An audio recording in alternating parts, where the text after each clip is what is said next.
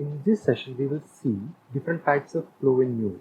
So we basically have a main flow, subflow, private flow, and we have synchronous and asynchronous in the subflow and in the private flow.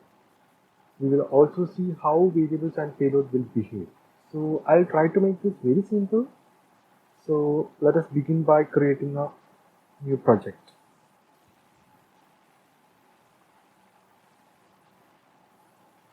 We will call this as 104 underscore types of flow.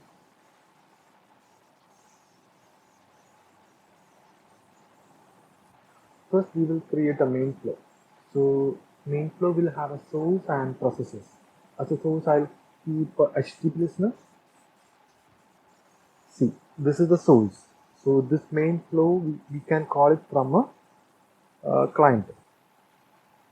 I'll create the connector configuration, click on plus sign. I'll keep the values as default, and I'll put the path as types of flows. Okay, that's it. I'll put a logo. I'll call this as I am the start of flow. Okay. I'll put under logo and I'll call it as I am the end of main flow. Okay. Okay. So let us see how we can create a subflow. From the palette, we can get the subflow component, drag and drop. So if you see here, there is no source for a subflow, and there is no error handling for a subflow. So this is the basic difference between the main flow and the subflow. Let me drag and drop a logger inside that. I'll call it as I am the subflow. Okay.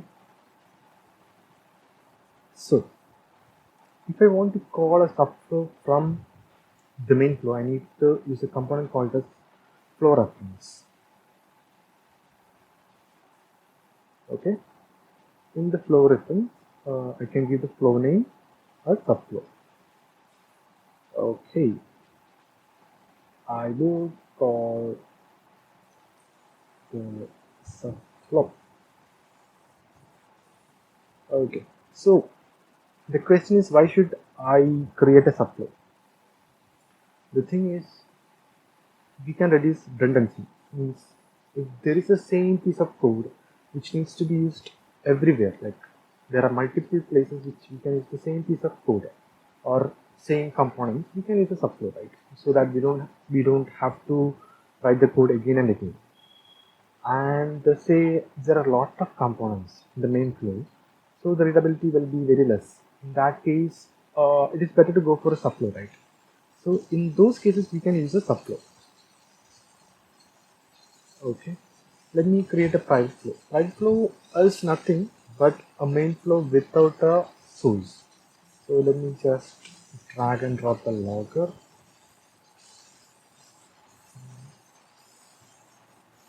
Okay, so we can call this as a private flow. I will call this as underscore private flow. Okay, and in the logger I can give I am the private flow.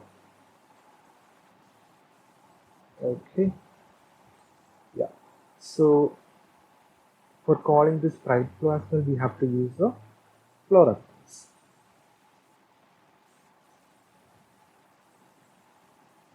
I can give the name as I will call the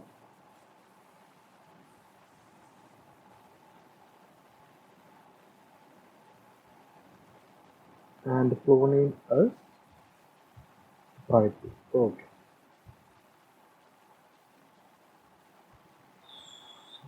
Okay, let me deploy this and see what is happening. Okay, so here I can see the status is deployed. Let me run this flow. If you go to the console, let me check what is happening. First, it comes to this particular block with it states I'm the start of main flow. Then from here, I'm calling this subflow, right? So it is going to the subflow. Then from here, it is calling the private flow. So I can see it is going to the private flow. And finally, the control comes back here. So what basically it is happening is like this is step-by-step process. Control comes here, then goes here, here, from here this flow is being called, then it comes back here, from here this is being called, and finally it comes here. So this is a step-by-step process, and there is only one thread involved. Okay, so we will see how variables are behaving for this particular case. So I'll use a set variable component, and I'll name the variable as var1, and the value I am var from main flow. Okay, so let us see if I set the variable in the main flow, if I'm able to access it in the subflow. Let me change this, and I'll put and you can press the pound key to get the variables was dot var 1. Let me save this. Okay, let me run this again.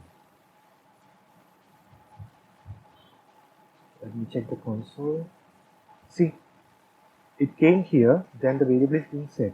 Once this comes here, along with this, I'm getting this particular value, right? So whatever value variable I have set it here, I'm getting the value here. So this variable is getting propagated.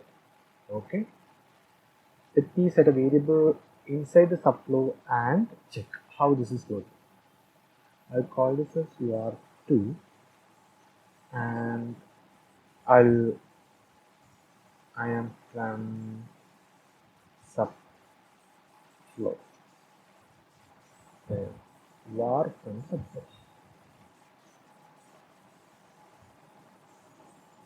Okay, let me change it here as well.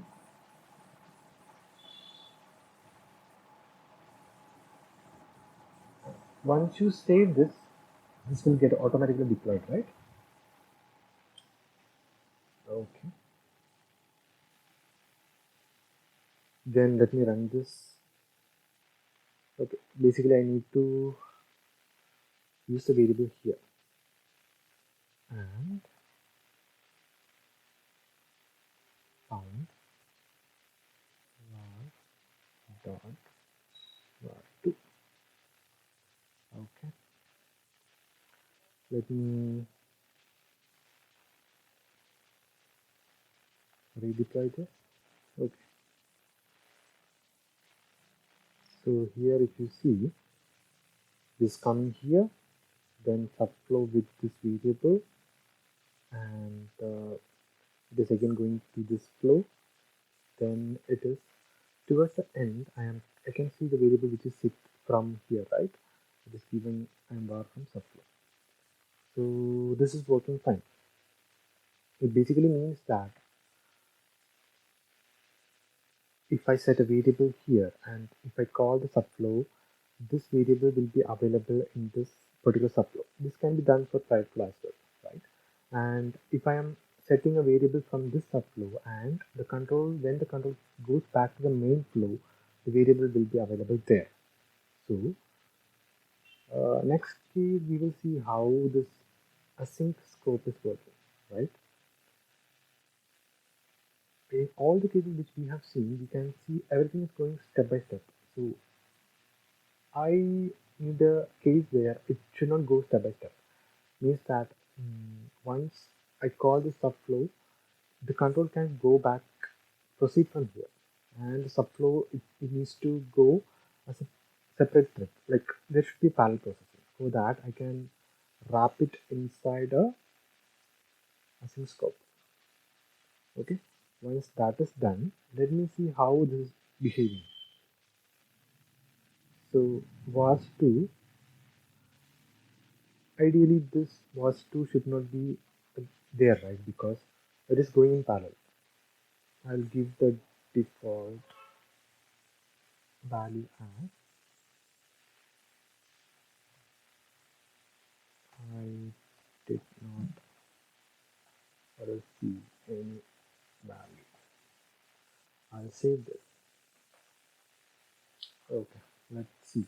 And let let me put this to sleep for a couple of seconds so that we will come to know how exactly this is working. For that, I can use a transfer message component,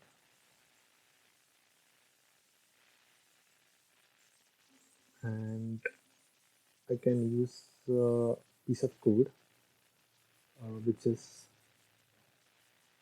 I got from the internet, and let me copy paste it. Basically, what this is doing is this is giving an output as a JSON, and it is using a wait command for 2 seconds. So let me save this and let's see how this is working. Okay, I think it got redeployed. Let me trigger this. If you go to console, see this last one, it came after some time. So it came here, then this variable got set. Then this thing, it is not going synchronously. Like this we are calling this flow, and it is soon going to this particular block. See, that's why it is calling the private flow, and I am getting that from the logger, and it is coming here.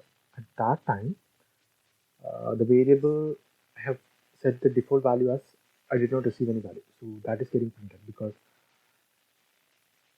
it is not getting any value from here. Now let us see how a change in payload is working for this kind of setup. So let me drag and drop a set payload component. Let me give the values I am set from main flow. Okay. So I have removed the async scope for this flow reference. Let me drag and drop a set payload here as well. Call subflow.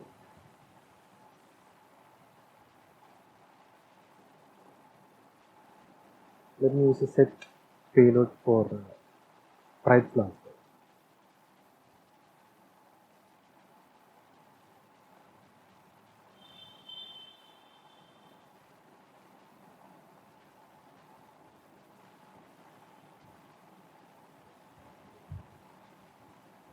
Okay. So I have used 3 set payload component, one in the main flow, one in the subflow, and one in the private flow. Let's see what is the response we are getting when we call this particular flow. So I think it got deployed. Yeah, let me. Okay, so the response I'm getting is the third one, right? So what is happening is like here we have set a particular value, then it got overwritten when it comes here, and it got again overwritten when it comes here. And finally, this is the final payload which we have set, so it is getting displayed. Okay, so I think I covered all the topics. Thanks for watching the video. If you like the content, please subscribe to the channel. Please let me know any suggestion about the session in the comments. And if you would like me to include any topic in your course, please let me know in comments. Thank you.